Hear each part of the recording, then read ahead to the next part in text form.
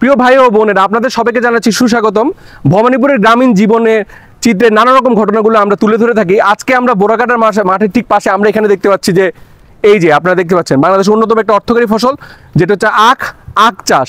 এই আখ চাষের নানাবিধ বিষয় সম্পর্কে আমরা আজকে জানবো। এই যে আমাদের সঙ্গে একজন কৃষক বন্ধু, দীর্ঘ অনেকদিন যাবত ওনাকে আসলে ওইভাবে খুঁজতেছিলাম, ওনার সঙ্গে আজকে পরিচয়। এই যে ওনাকে আপনারা এখানে স্ক্রিনে দেখতে পাচ্ছেন।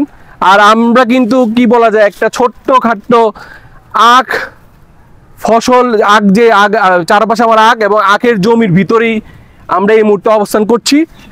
এবং এই যে ভাই, আপনি কেমন আছেন? ভালো আছি, আপনারা কেমন আছেন? এই তো ভালো। কি নাম আপনার? আবুল কাশেম।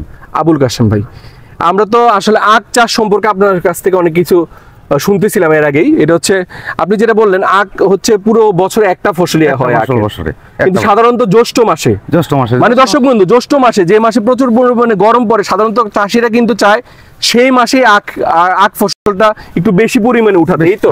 কারণ ওই মাসটাতে কিন্তু প্রচন্ড পরিমাণে গরম থাকার ফলশ্রুতিতে আখের কিন্তু প্রচুর পরিমাণে চাহিদা আছে।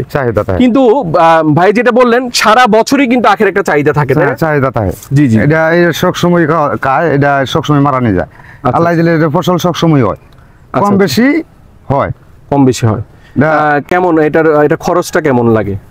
খরচ মোটামুটি ভালো খরচ, তবে পুষে নিজে শ্রম দিলে ভালো পুষে। হ্যাঁ, কামলাতে করাইতে গেলে সমস্যা। আচ্ছা আচ্ছা, আপনি তো নিজের চাষগুলো নিজে করি, আমি ভালোই আয় পাই। আচ্ছা, ভালো আয় পাচ্ছেন। কুমিল্লা, চট্টগ্রাম ওই অঞ্চলগুলোতে ভালো হয়, রাজশাহী অঞ্চলে আখ ভালো হয়। এর থেকে আমি মনে করি আমার এলাকায় আমার লাগে ভালো। প্রিয় ভাই বোনেরা, ভাই কিন্তু একটা খুবই নতুন তথ্য দিলেন। উনি যেটা বলতে চাইলেন, ভবানীপুর অঞ্চল মানে এই গাজীপুর অঞ্চলে আখ অনেক ভালো হয়। আমার লাগে ভালো, আমি দেখতেছি ভালো। আপনি বলতেছেন ভালো।